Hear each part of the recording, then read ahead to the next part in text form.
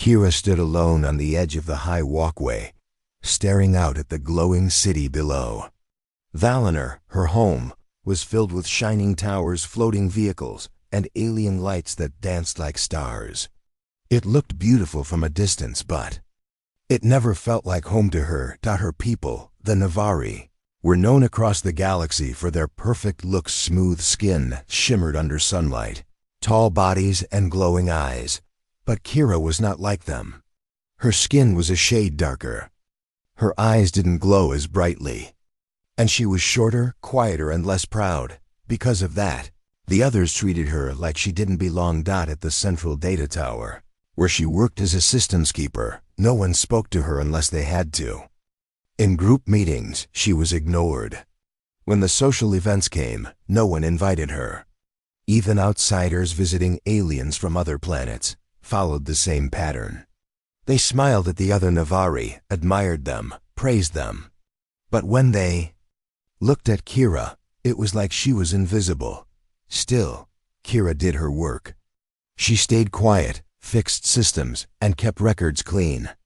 The computer networks across the city ran smoothly because of her. But no one said thank you. No one ever asked how she was doing. She had grown used to it. Or at least she thought she had. One morning, while checking energy lines in the lower halls of the archive tower, Kira heard footsteps. A door opened behind her with a hiss. She turned slightly, expecting one of the usual maintenance staff. But it wasn't a Vari. It was a human. Humans were not common on Val, nor the Galactic Union had accepted their species only 50 years ago. Most aliens found them strange, small in number, simple in speech, and emotional. Navari often called them weak, even behind their backs.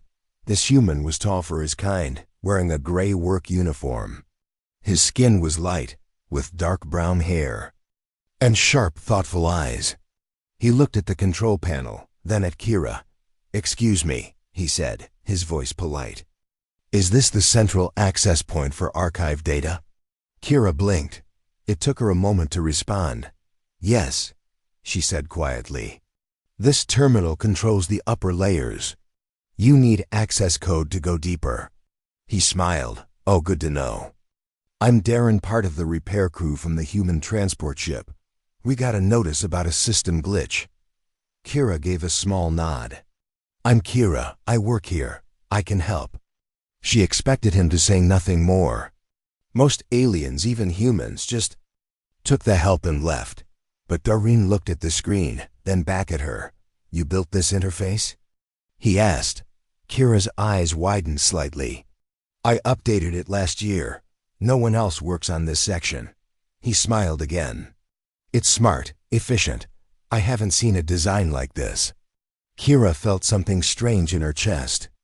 A feeling she hadn't felt in a long time. Pride. "Thank you," she said softly. Darren didn't rush. He asked questions about the system. He listened when she explained how she rerouted the backup lines. He even laughed when she made a dry comment about the archive's age. Kira found herself saying more than usual. After 15 minutes, the glitch was fixed. Darren closed his tool set. "Thanks for the help, Kira," he said. "I hope I see you around." She didn't know what to say, so she just nodded again. He left. Kira stood in silence for a long time after that. Her fingers rested on the terminal keys, but her mind wasn't on the system anymore. Someone had talked to her. Not just because they needed something, but because they wanted to. He had listened. He had smiled. He had said her work was smart. She didn't understand why it mattered so much. But it did. The next day, he came again. Another system check. And the next day after that. Each time, their conversations grew a little longer. Kira began to wait for the sound of the sliding door. She cleaned her console a little more. She even adjusted her robe before he arrived. Other Navari noticed. Some made quiet comments. Others gave her strange looks, but she didn't care. Not much anyway. Kira had spent years feeling like she didn't belong, not even to her own kind. But now, for the first time, someone had looked at her and seen more than what others ignored. And even though she didn't know it yet, this was only the beginning. Asterisk. The repair ship from Earth was parked in orbit above Valnor, and Darren had quickly become familiar with the planet's systems.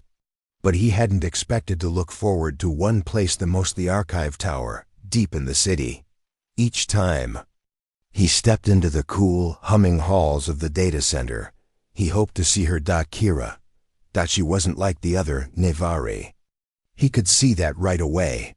The others held their heads high and rarely spoke to his kind. They walked past him as if he were just another machine, but Kira didn't do that. She answered with soft, thoughtful words. And when she explained the systems, her hands moved with quiet grace, like she understood every wire and circuit. Darren found her presence calming. Kira had never expected a human to return. But every time the door opened and she saw Darren step in, she felt something light in her chest. Like the walls she had built around herself were starting to crack. That day, he brought 2 drinks from the station cafe, one for her. She stared at the cup in his hand. "It's fruit tea," he said. "Safe for most species, I asked the machine." Kira hesitated, then took the cup. Her fingers brushed his for just a second. She quickly pulled her hand back. "Thank you," she said. They sat by the maintenance desk, facing the glowing screens. "So," Darren said, sipping his drink, "you always wanted to be a systems keeper?" Kira looked at him, a little surprised. No one had ever asked her that before. "I liked machines more than people," she said softly. "Machines listen. They don't judge. If something is broken, you fix it. Simple," he nodded. "I get that. On Earth, I used to repair drones. Grew up in the outer cities. Not many people cared about machines unless they failed." Kira looked at him for a moment. Then she asked, "Why did you join the repair team?" "Most humans don't come to Valinor," Darren smiled. "I wanted to see other worlds. Maybe understand why the Union thinks humans are so basic." Kira tilted her head. "Do you agree with them?" He shrugged. "I don't care what they think. I just want to do good work. And maybe meet a few kind people along the way." Kira looked down into her drink. She felt something strange. Warmth. He was different. The days passed, and their conversations continued. Darren often came with simple questions just to have a reason to talk to her. Kira began to open up more, telling him about old programs she had written, her favorite memory files, and even her favorite place in the tower, a quiet platform near the top where you could see the twin moons rise at night. One evening, he asked, "Can I see that platform?" Kira hesitated. She had never shared it with anyone. But something in his voice made her say yes. They took the long lift to the top. The city lights below sparkled like stars. The 2 moons rose slowly, one blue, the other white, casting a soft glow across the glass floor. "It's beautiful," Darren said. Kira nodded. But her eyes were not on the sky, they were on him. He didn't treat her like a system. He didn't see her as flawed or strange. He saw her, and that made her afraid. The next day, she didn't show up in the archive room. Darren waited, checked the upper levels, and finally asked another staff member. They said she had taken a rest day. He found her near the garden dome at the far edge of the city, sitting on a bench under the glowing trees. "You disappeared," he said gently. Kira didn't look at him. "I thought it was better." "Better? For who?" "For you," she said. "They already laugh when they see you with me. They call me the discarded one, and now I'm seen with a human. They will only mock us both." Darren sat beside her. "Let them. I don't care what they say." "You should," she whispered. "You deserve someone better." Darren turned to face her. "No, I want someone real. Someone who doesn't pretend. Someone like you." Kira finally looked at him. Her eyes shimmered, not with tears, but with something else, something brighter. Hope. She had lived her whole life believing no one could ever want her, that she was less, that even other species would see her as unworthy. But Darren didn't look away. He didn't flinch. Instead, he said, "You're not broken, Kira. You're rare." In the quiet of the garden dome, with the stars above and the trees humming softly around them, something changed. For the first time, Kira felt not just seen, but valued. And Darren, in that moment, made her believe in something she had long forgotten: the feeling of being wanted. The sky over Valinor was clear that day. Soft golden light shined across the city, reflecting off the silver towers and glass roads. In the center of it all stood the tall archive tower, where machines hummed and systems lived quiet, steady, and organized. Kira worked at her usual terminal, fingers tapping gently on the smooth glass keys. But her mind wasn't fully on the work. Her eyes kept glancing toward the main door. She didn't know if Darren would come that day. After their last talk in the garden dome, something inside her had changed. She had tried to push him away, but he didn't let her. He saw her in a way no one ever had. And now, that memory echoed in her mind again and again. A soft beep came from the lift. The door slid open. Kira didn't move at first. But when she saw him step into the room with his usual calm steps and quiet smile, her heart skipped. "Morning," Darren said, holding a small case of tools. "System check again." She gave a small nod and looked back at her screen, trying to seem normal. But her fingers paused on the console. Darren walked over and stood beside her. "You okay?" "Yes," she said quickly. Then after a second she added, "I wasn't sure you'd come back." He looked at her with soft eyes. "Of course I did." There was silence. Not heavy. Just gentle silence between two people who didn't need to rush their words. "I think the cooling lines in the upper terminal are loose," Kira said. "I was going to check them after this." "I'll go with you," Darren offered. "It's safer in pairs." They moved through the tower's side corridor and into the tall glass chamber where the cooling lines ran along the ceiling. A narrow bridge led across the center, high above the glowing cables. As they walked side by side, Kira felt her steps grow lighter. There was something comforting in his presence. He didn't speak just to fill the silence. He didn't judge her quietness. Instead, he matched it. At the top, she opened a panel and started scanning the system. Darren leaned over to assist, passing her a sensor rod. "You've memorized this place," he said, impressed. Kira nodded. "I spend more time here than in my home. Why's that?" She paused, then answered honestly. "Home feels too empty.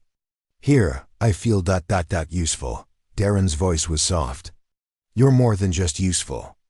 Kira didn't respond, but her eyes met his, for just a second. A short second that stayed longer in her memory than any words. Suddenly, a loud crash echoed from the level below. Something metallic fell.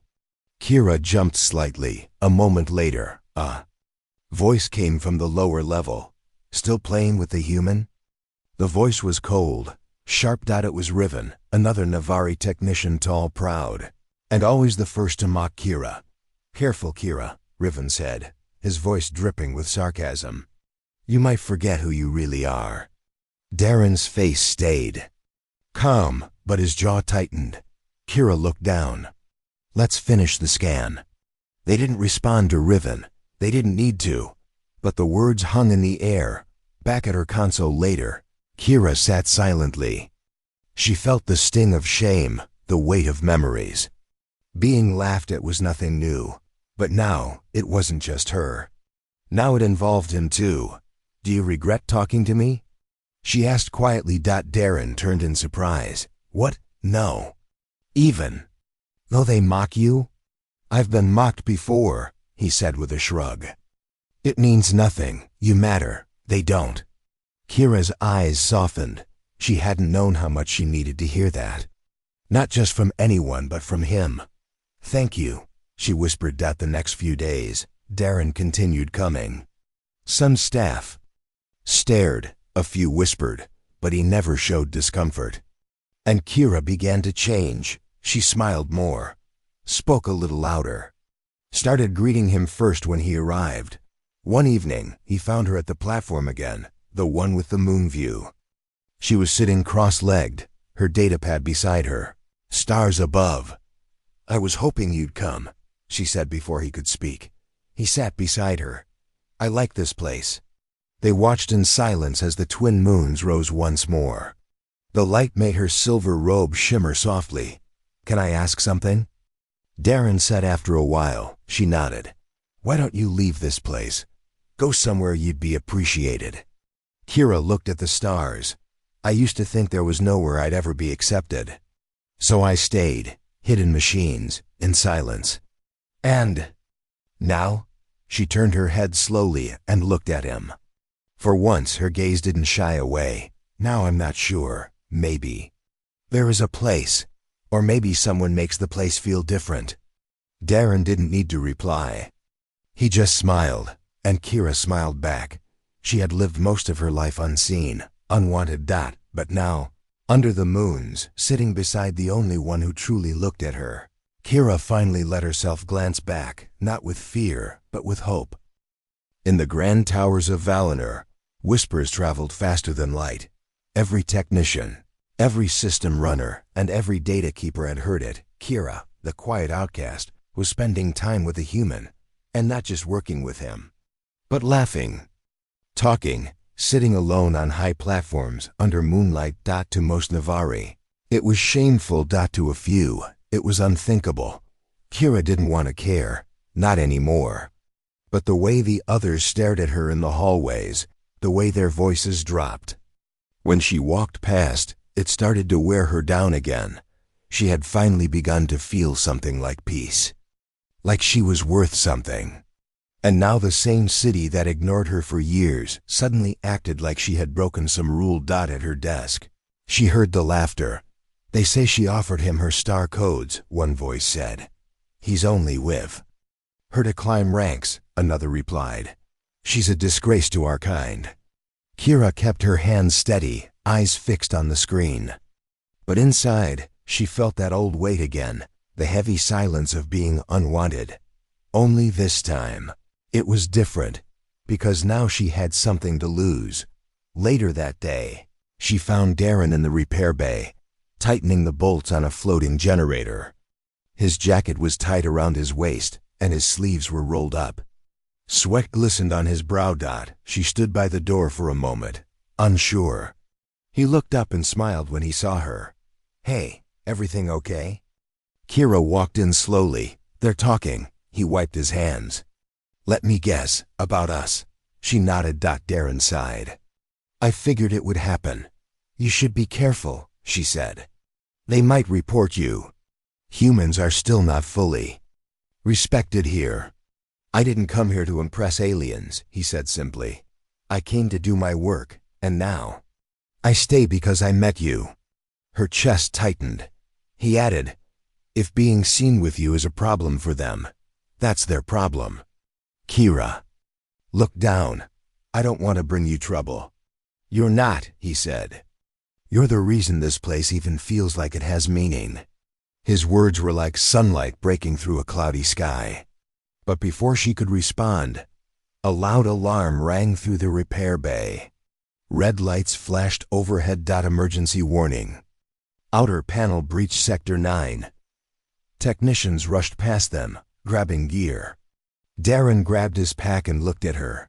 "Come with me," he said. They ran through the long corridor, reaching the side elevator. The doors opened, and the lift took them to the base level where Sector 9's control panels were located. Inside, sparks flew from broken circuits. Smoke filled the air.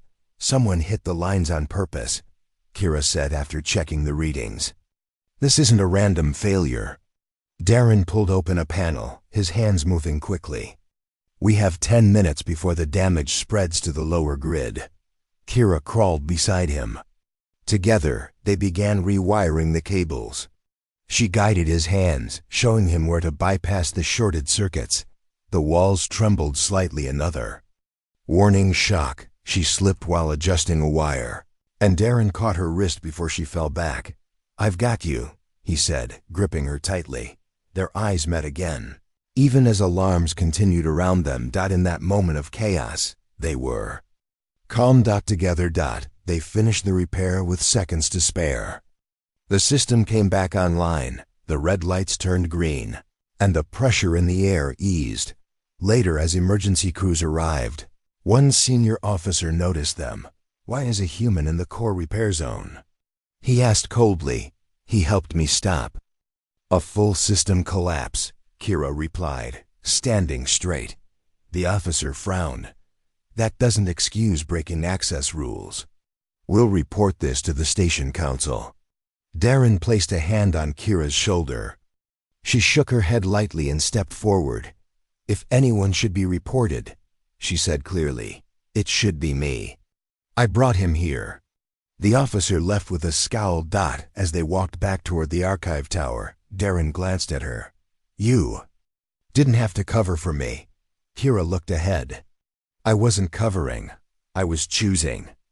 "Choosing?" She stopped walking and turned toward him. "Yes, I spent years letting others decide who I should be. But you reminded me that I still have the right to decide." Darren's voice was low. "And what do you choose?" "I choose not to hide anymore." They stood in silence as soft lights blinked around them, and the night slowly fell over. Valinor, inside her, something had changed. She was still afraid, but she no longer wanted to disappear. Even if the city whispered, even if the stares grew sharper, even if the council called her in, she knew this truth. One person's respect can feel stronger than the world's silence. And with Darren beside her, Kira no longer felt like the discarded one. She felt seen, chosen, real. The city of Valinor slept under a quiet sky, with only the soft glow of the moons shining down on the silver rooftops. Archive towers blinked slowly, and the wind moved gently through the garden domes. But peace was only on the surface. High above, hidden in the shadows of a broken asteroid belt, a small group of rogue alien ships watched the planet silently. These ships didn't belong to any known Union member. Their signals were masked. Their purpose was clear destruction. That night, Kira was at the top of the archive tower, checking final data logs. The platform lights were low. She stared at the open sky, her mind filled with memories of Durin's words, of the choice she made to stand beside him, and of the fear she still carried inside. Then came the first sound.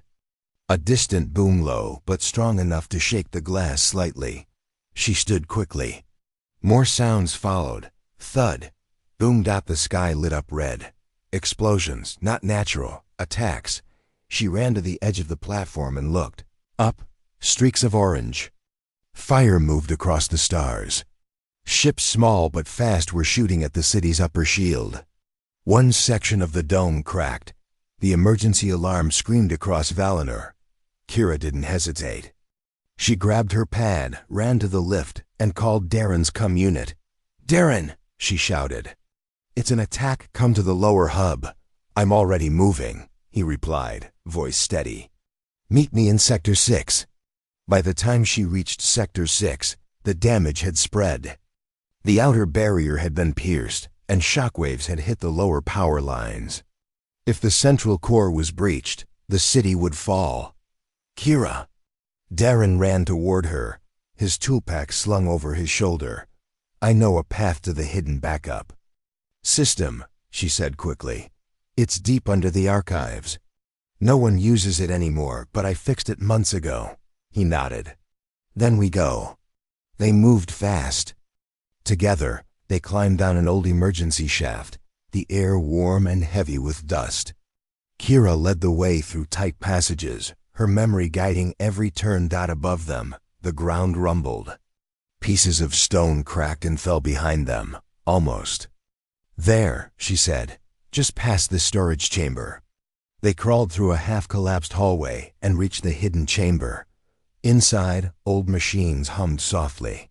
Thick cables ran along the floor. At the center stood a dusty console. "This can connect us to the emergency grid," Kira explained, already pulling the access panel open. "But it needs power from this terminal." "I'll handle the reroute," Durin said, kneeling beside. The cables. The power was slow to rise. Outside the chamber, they could hear part of the tunnel giving way. Kira's hands shook slightly. "If this fails, the main core will overload," she whispered. "The whole city could shut down." "It won't fail," Darren replied calmly. She looked at him. Even in the face of danger, he looked steady. Focused. Her heart beat faster, not just from fear, but from something else. Trust. Minutes passed. Wires sparked, lights flickered. Kira entered final commands. "Backup line linked," she said. "Bringing the core into safe mode. Now." A deep hum filled the chamber, then a soft green glow spread across the walls. The system was stable. She let out a shaky breath. Darren smiled. "Told you it wouldn't fail." Kira sat down beside the console, breathing heavily. "That was close." He looked at her, brushing dust from her shoulder. "You saved the city," he said. "No," she replied. "We did." Just then, another soft tremor shook the floor. Not a blast this time, but the kind that comes after a shield is restored. The rogue ships were retreating. The main defense grid was returning to power. Valinor had survived. They stayed in the chamber for a moment longer, letting the silence settle. Kira looked around the old space. "No one's used this place in years. I kept it working. Just in case." "I'm glad you did," Darren said. "You think ahead. You protect people, even if they don't thank you." She looked down. "They won't thank me for this. Either. They'll give credit to the officers. No one will say my name." He placed a hand gently over hers. "I will." Her eyes met his. The walls around her heart softened again. In that quiet, dusty chamber beneath a city that once ignored her, she felt more seen than she ever had in her life. Later, they climbed back to the surface. Emergency teams were working. Sirens had stopped. Citizens stood in small groups, whispering about the attack. Some stared as Kira and Darren walked together. A few even stepped back. But Kira didn't lower her head. She walked tall side by side with the human who had believed in her. For years, she thought no one would ever want her, not her people, not the Union, not anyone. But today, she had stood in fire, and she wasn't alone. The sun rose slowly over Valinor after the attack, but the city was still quiet. Smoke floated above broken towers, and workers repaired damaged streets. People moved carefully, as if the silence could break at any moment. The damage had been stopped in time, but not everyone knew who to thank. In the center tower, the High Council of Valinor had called a special meeting. The attack had left the leaders angry, confused, and looking for someone to blame or someone to question. Kira stood alone at the edge of the great hall. Her robe was stained with dust, her hands still marked from working in the emergency tunnels. Across the wide room, tall council members in silver clothing sat in long chairs, watching her. A voice spoke, firm and cold. "Kira of the lower archives. You are called not because of your service, but because of your actions during the crisis. You broke access rules. You brought a human into a protected zone. Why?" Kira stayed calm. "Because the system was failing, and I knew how to stop it. I needed help, and he was the only one who came." Murmurs passed through the council. "You disobeyed command," another counselor said. "You trusted a human over your own people." Kira looked up. "My own people never trusted me, never asked me, never saw me." The room went silent. She took a breath, her voice steady. "All my life, I've been treated like I was not enough, not beautiful enough, not perfect enough. And when I worked hard, no one noticed. But when I stood beside a human, when I was finally seen suddenly, everyone looked. Not because of my value, but because of their pride." One counselor stood. "Are you saying you chose this human over your place in our society?" Kira looked directly into his eyes. "Yes." Gasps rose across the room. "I didn't break the city," she said. "I saved it, with his help." And if that makes me unworthy in your eyes, then maybe I never belonged to this place at all." The hall was frozen. Not a single voice answered. And then from the back, a voice called out, "I will speak." Heads turned. It was Darren. He stepped forward calmly, wearing his dark work jacket and dusty boots. He stood beside Kira, not behind her. "She didn't ask to be different," he said. "But she still gave her life to protect this world. I saw what others ignored. I saw her strength." A council member frowned. "You are human. This court does not answer to you," Darren nodded. "That's fine. I'm not here to speak for myself. I'm here because she deserves to be heard. Whether you respect me or not, you cannot deny what she did." Another voice joined in. "This time from the side rose, a technician from the tower. I saw her fix the energy grid alone during the storm last year." Then another spoke. "She stayed up for days during the network collapse. No one thanked her then either." And another. "She's the reason this archive still runs." More and more voices began to speak. Not loud but steady. Slowly, the judgment in the room began to crack. One of the elder counselors, quiet until now, raised his hand. "Enough," he said. His voice was deep and calm. "We asked her to explain herself, and she did. We asked for truth, and she gave it. We cannot punish someone for saving lives. Let us not forget the lesson here. Sometimes the one we ignore is the one who holds the world together." There were no cheers. No grand applause. But the silence that followed felt different. It felt like respect. After the meeting, Kira and Darren walked together down the long steps of the council hall. She looked tired, but something in her had changed. She was no longer hiding behind walls. No longer bending her head to stay unseen. "Are you okay?" Darren asked gently. She nodded. "I didn't speak for them. I spoke for myself." He smiled. "You were brave." "I was honest," she said. For the first time, they reached the base of the stairs. Darren looked at her carefully. "What will you do now?" he asked. Kira looked up at the sky. The moons were starting to rise again. The stars shimmered behind soft clouds. "I think," she said slowly, "it's time I leave this city. Not in shame, but in choice. I want to go somewhere I'm not trapped in old shadows." Darren nodded. "Then I'll go with you." She turned to him, eyes searching. "Why?" He took a slow breath. "Because when I'm with you, I don't feel like an outsider. I feel like I'm part of something better." Kira smiled softly, but fully. For the first time in her life, it didn't matter what others thought. She had spoken for herself, stood up for herself, and someone had stood beside her, not because he had to, but because he wanted to.